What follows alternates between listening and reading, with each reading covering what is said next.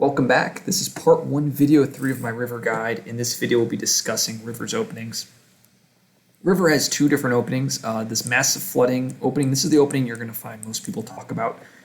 A lot of them may use this exact opening. Sometimes they'll play it a little bit more suboptimally. And then you have the other opening, which is a major style build. This is something that I kind of worked on specifically for these videos because I was trying to figure out how am I going to beat England consistently, and I actually think I found a solution for it because I'm actually retroactively doing this video after I did all of the matchups, and I actually won 4 straight games against England. So I don't know, maybe my assessment on the England matchup is a little off after playing a bunch of solo river.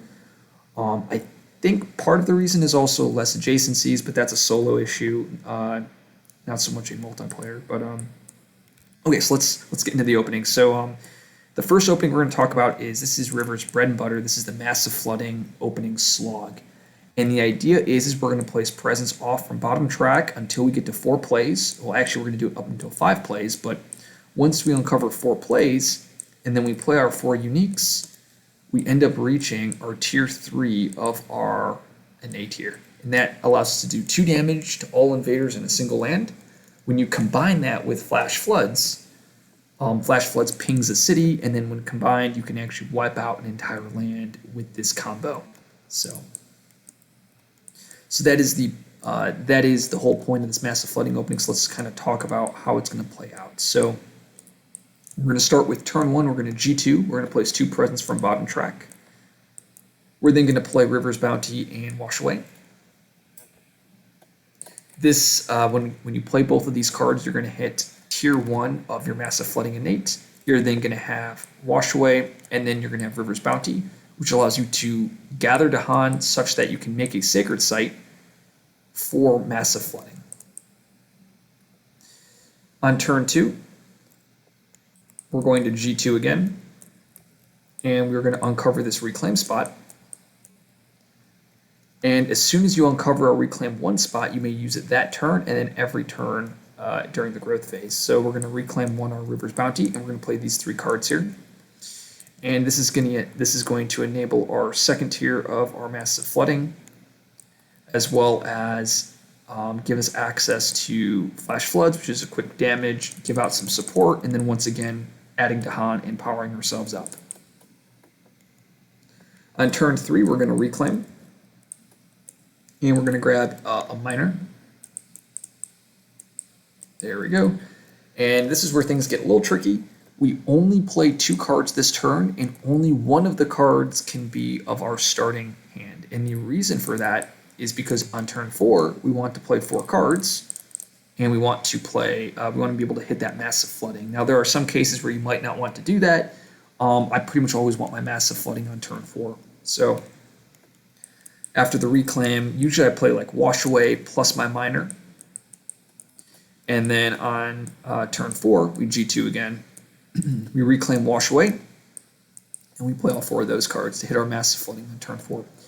And then just reviewing again why, so turn 5, we're going to G1 reclaim loop. And to review why we're going to do that is because every turn we're gaining an energy from our tracks, 1 energy from reclaim, and then we're going to get 1 energy from River's Bounty.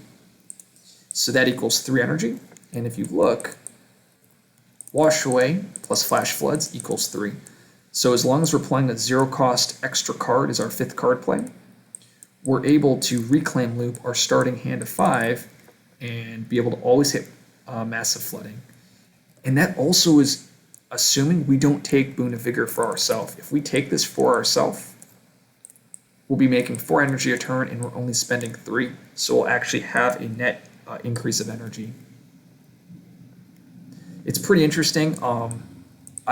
As you guys know, I don't play much solo anymore, and the spirit actually gets a lot stronger in solo just because taking Boon of Vigor for yourself, and then also that energy influx is usually enough to play majors while going straight bottom track, which is pretty interesting, which is something I usually don't get to do when I'm playing in a multiplayer game, because giving Boon of Vigor out to other players is usually just always better.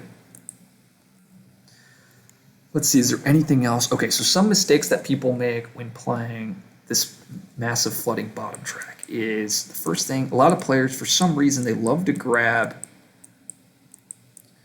this this top energy first, and then rush down the plays.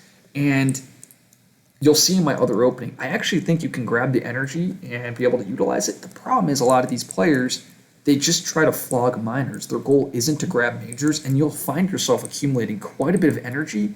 And if you're not getting majors, that energy just goes to waste. There's no reason, you don't really need the energy. All it's doing is it's just setting back your turn that you get the massive flood. Another problem that I see a lot of people run into, or a lot of mistakes that a lot of people run into is, I can't even erase these, but it's fine, is they like to stop at like this 4 energy for some reason. So like what they do is they do like G2, then they like G2 again, then they G1, or they G3. So like on turn 3, they're going to like G1, G3, and then turn 4, they'll like G3. And they basically stop at 4 plays. And I never understand why, because they're basically generating and they get an extra card, but then they cap themselves at 4 plays. So then they can't do this reclaim loop strategy that we want to do. And you might say, well, okay, well, their plan is to take an off turn. Well, why?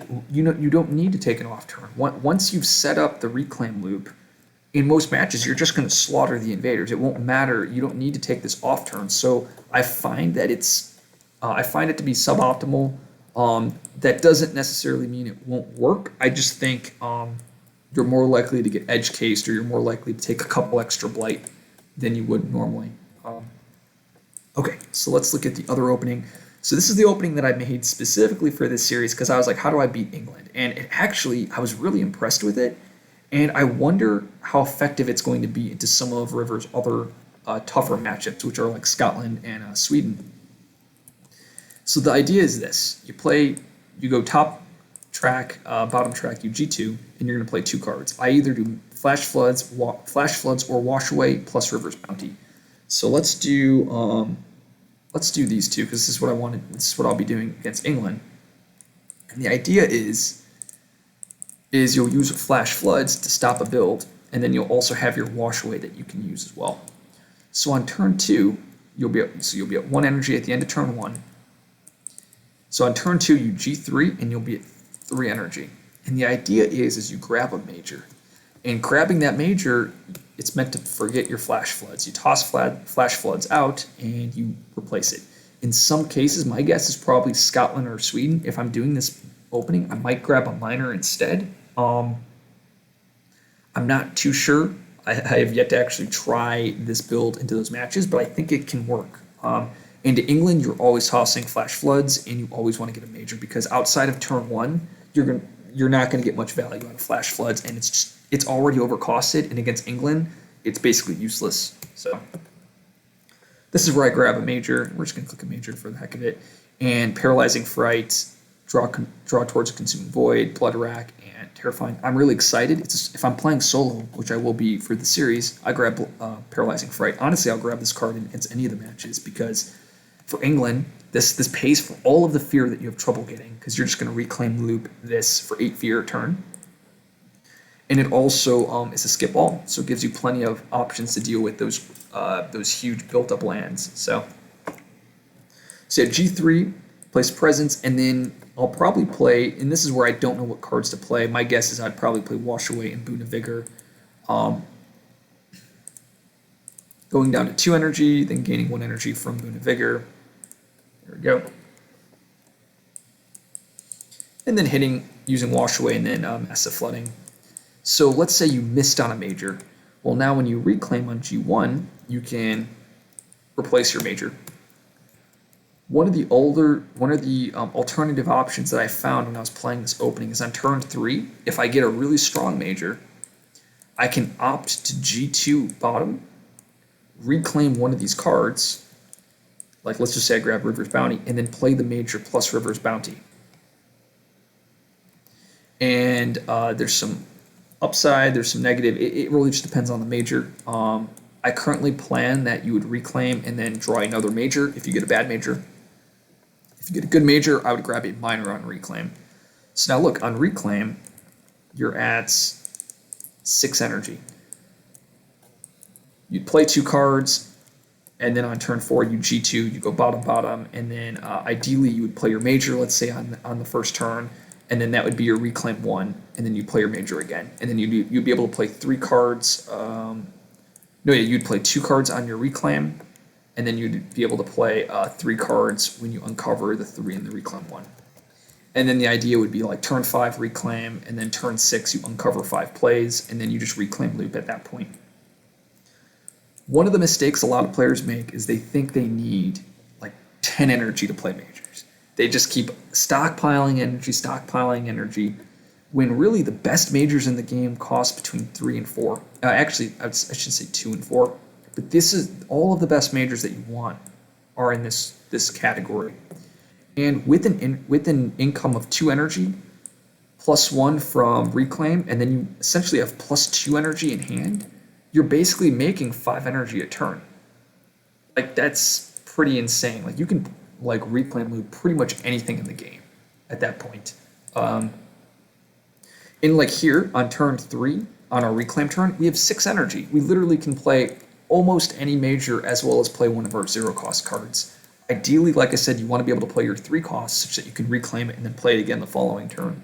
But as you can see, the build enables us to have enough energy such that we can play majors. So this is the major build. I actually used it in England. Like I said, I won all 4 of my games, and I'll post 2 of those games. Maybe I'll post all 4. I'm not sure yet.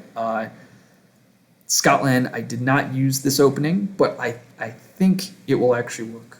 So trying to think if there's anything else, any other openings. Oh yeah, so looking at the tracks again, you really don't need to go past the 2 energy. I mean, you can take turns off and go to 3, 4, but that's just kind of like, it's just win more. You don't really need it. You pretty much just want to get to 2 energy and 5 plays. And like I mentioned in my stone videos, you want to reach the fabled 3-3, and that's the idea that you're making 3 energy a turn and you can play 3 card plays. Once you reach that, you can play any major card efficiently and consistently. So I hope this video helps someone that's trying to learn rivers openings. In the next video, we'll talk about boards. See you then.